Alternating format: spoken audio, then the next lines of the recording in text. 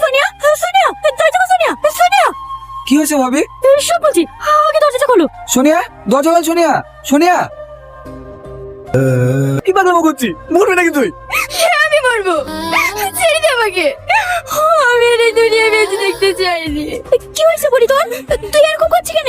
বৌমা, কি হয়েছে গো? ছোট মা, সোনিয়া প্রেগনেন্ট। ভুল তো করেই ফেলেছে, এখন কি আর মেরে ঘুরবে? মরগা তুই, তোর মুখ দেখতে আমার ঘৃণা লাগছে। তোর মতো মেয়ে যে আমি এই কোকে কি করতে ধরিস জানো? ভাবি, ছেলেটাকে তোমার বন্ধু রাজ। দেখেন ভাই, ছেলে মেয়েদের যখন ফোন করেই ফেলেছে, মেনে না নিয়ে ছাড়া তো আমাদের আর কোনো উপায় নাই। কিন্তু রাজ তো সে দুপুরের পর থেকে বাড়ি আসেনি। ওর মা ওকে সমানে ফোন করে যাচ্ছে, ফোনটাও ধরছে না। মিথ্যে কথা বলছেন আপনারা। আপনারা ও কোথাও লুকিয়ে রেখেছেন।